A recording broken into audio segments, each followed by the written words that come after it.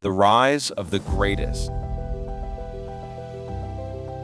This is the legend of Muhammad Ali, the prettiest fighter there ever will be. Cassius Marcellus Clay Jr. was born on January 17, 1942.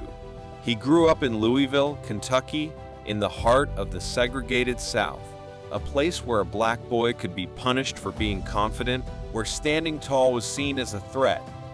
But Cassius was different. Even as a kid, he was loud and energetic, always moving forward. He'd shadowbox in the mirror, run through neighborhoods yelling he'd be the greatest boxer of all time. At age 12, everything changed. Someone stole his bike. Furious, he told a police officer that he was going to beat up the thief. That officer, Joe Martin, was also a boxing coach. He said, "Well, you better learn to fight first." And that's exactly what Cassius did. Every day after school, he trained obsessively, so the fire was lit. Talent meets obsession. Within a few years, Clay was winning amateur fights across Kentucky. Fast hands, fast mouth. He'd tell opponents exactly what round they'd fall, and they usually did. He won 6 Kentucky Golden Gloves titles, 2 National Golden Gloves, and by 18, he had racked up over 100 wins. But it wasn't just about the skills, it was the charisma. He moved like no heavyweight ever had. Light on his feet, full of rhythm. He talked, danced, and backed it all up. In 1960, he made the U.S. Olympic team, heading to Rome to prove he wasn't just talking. 1,960 Olympics, gold Clay, and at glory. 18, has been boxing for 6 years. In over 130 amateur fights, he has lost only once. Even now, in his hometown of Louisville, Kentucky, he is a well-known celebrity. In the quarterfinals of this competition, Clay won a decision over Gennady Shatkov of the Soviet Union. In the semifinals just 2 days ago, Clay won a unanimous decision over rugged Tony Madigan of Australia. Clay's victory over Madigan was one he wanted very badly, for it was Tony who accounted for Clay's only loss as an amateur. At the Olympics, Clay dominated. Fast, focused, and fearless. Clay demonstrating those rapier-like punches.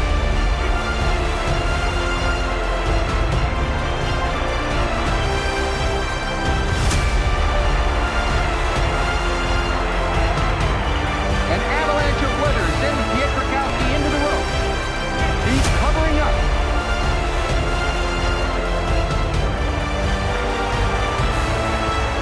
Only moments away from the gold medal.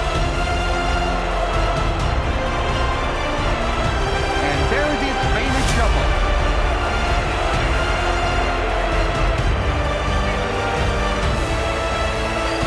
Gold medal for his tremendous victory in the light heavyweight division of the Olympic Boxing Championships. A magnificent conclusion to the 1960 Rome Olympics. He took home the gold in the light heavyweight division. When he came back to the U.S., he was a hero, but only to some. He still had to eat in the back of restaurants, still faced racism on the streets of his own country.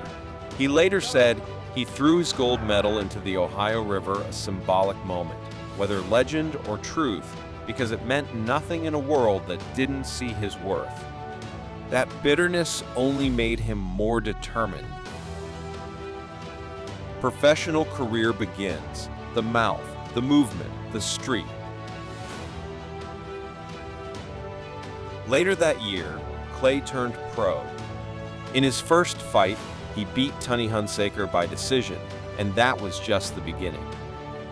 Over the next 4 years, he steamrolled through the heavyweight division 19 straight wins, 15 by knockout. He moved like a middleweight, talked like a showman, and backed it all up with pure skill. But critics weren't convinced. They said he was all flash, too pretty, too wild, too loud. His hands were too low, his chin too high. He didn't fight like a typical heavyweight. but that's exactly what made him dangerous. Still, Clay wasn't just fighting opponents, he was fighting an image. The stereotype that black fighters had to be quiet, humble, and grateful. He refused. I am the greatest. I am the greatest, he said, before ever winning a title. He rhymed, he shouted. He made headlines, and slowly, fight by fight, he turned doubters into believers.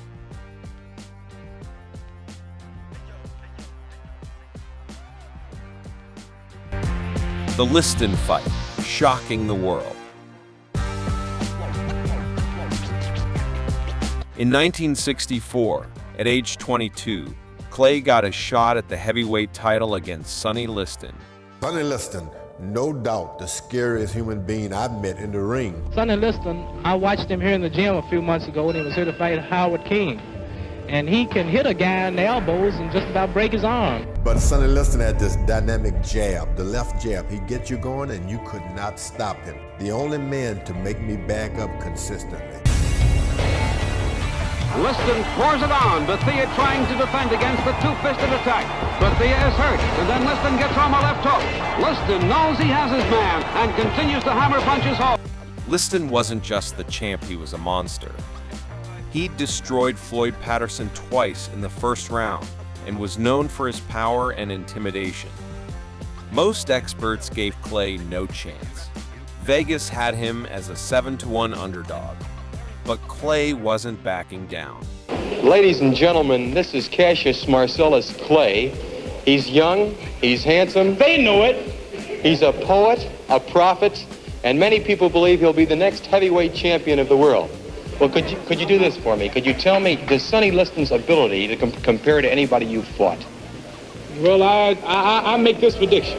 This will be the biggest upset in all fighting history, and this will be the easiest fight of my life. The bum is too slow. He can't keep up with me. I'm too fast. He's old. I'm young. He's ugly. I'm pretty. It's just impossible for him to beat me. At the weigh-in, he called Liston a big ugly bear and shouted so much, doctors thought he was having a breakdown. Could you tell me, what is your prediction on the fight? I predict that he will go in 8 to prove that I am great. And if he want to go to heaven, I'll get him in 7. He'll be in a worse fix if I cut it to 6. And if he keeps talking jive, I'll cut it to 5. And if he makes me sore, he'll go like Archie Moore. And if that don't do, I'll cut it to 2.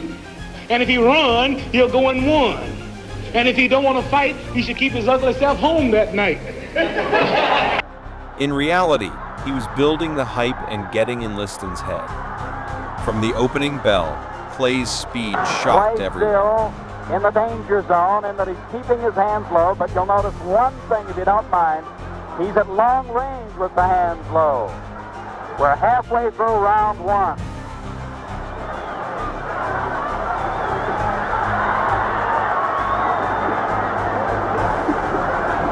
He danced, dodged, and peppered Liston with jabs. Another jarring right hand that time, folks. Another one. Sonny wobbles. Sonny wobbles. Cassius has him hurt. In round 4, Clay briefly lost vision in one eye, possibly from something rubbed on Liston's gloves. But he survived and came back even stronger. By round 6, Liston looked slow and frustrated.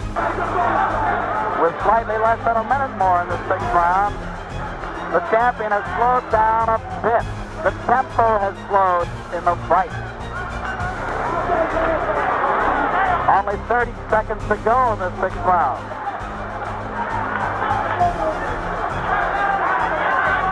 Sonny can't seem to slip or knock down that jab effectively. Cassius throws it from all angles. Very tricky left lead, left jab. Then, to everyone's shock, he quit on his stool before round 7. Clay had done the impossible. He shouted to the world, "I shook up the world. I'm the greatest. I'm pretty." They might be stopping it. That might be all, ladies and gentlemen. Get up there, Joe. Get up there. Come here, champ. I'm the greatest thing that ever lived. No, wait, I don't have to. great. I don't have a mark on my face. And I upset Sonny Liston, and I just turned 22 years old. I must be the greatest. I told the world, I talk to God every day. If God's with me, can't nobody be against me. I still got the world. I know God. I know the real God. Name change and identity from Cassius Clay to Muhammad Ali. Just days after winning the title, Clay made another shocking announcement. He had joined the Nation of Islam. He stood beside Malcolm X and declared he was no longer Cassius Clay. From that moment on, he would be known as Muhammad Ali. Would you like to be called Clay anymore? No, Clay was not my name. Once we follow, believe, and hear, understand the teachings of the Honorable Elijah Muhammad, and come into knowledge of ourselves that we want to be called after names of our people, which are names that fit us black people. And Clay was a white man's name. It was a slave name. And I'm no longer Clay, I'm no longer a slave, so now I'm Muhammad Ali. The name change wasn't just religious, it was political. It was personal. He called Cassius Clay his slave name, a name passed down by slave owners. Ali wanted a name that reflected his identity, his faith, and his freedom. The reaction was explosive. Many in the media refused to use his new name. Some called him a radical. Others said he was un-American. But Ali didn't back down. He said, "I know where I'm going and I know the truth." It was the boldest moment of his young life, and just the first of many stands that would shake the world. In 1967, at the height of his career, Muhammad Ali made his boldest move yet. He refused to be drafted into the Vietnam War. "I ain't got no quarrel with them, Viet Cong," he said. "I will not go 10,000 miles from here to help murder and kill another poor people simply to continue the domination of white slave masters." I don't know, no sir, I won't participate. No sir, I'm a minister, preacher from the stand of rostrum. I'm not a marcher. But I will say, here that I have in my press release, that I've said it once and I will say it again. The real enemies of my people are right here, not in Vietnam. And we who follow the most honorable Elijah Muhammad take no parts in wars. As the Holy Quran teaches us, we take parts in no wars on the side of infidels or Christians or non-believers in Islam. No wars unless it's declared by Almighty God, Allah Himself, or His messenger. So the thing is, what type punishment or what type persecution would I receive here in America for my religion? That's the whole point. Well, champ, if the Honorable Elijah Muhammad advised you to go into the service, he don't advise us. He don't advise us nothing of what to do. This is a test that all Muslims go through. As the Holy Quran teaches us, who is he to say that he believes and not be tried? We all must be tested and tried by Allah to see if we are sincere in faith, even if it means face machine gun fire. So I'm ready to die. The response was instant. They stripped his titles, banned him from boxing, called him a traitor. For over 3 years, he couldn't fight, but he never backed down. It nearly cost him everything. But it also set the stage for one of the greatest comebacks in sports history.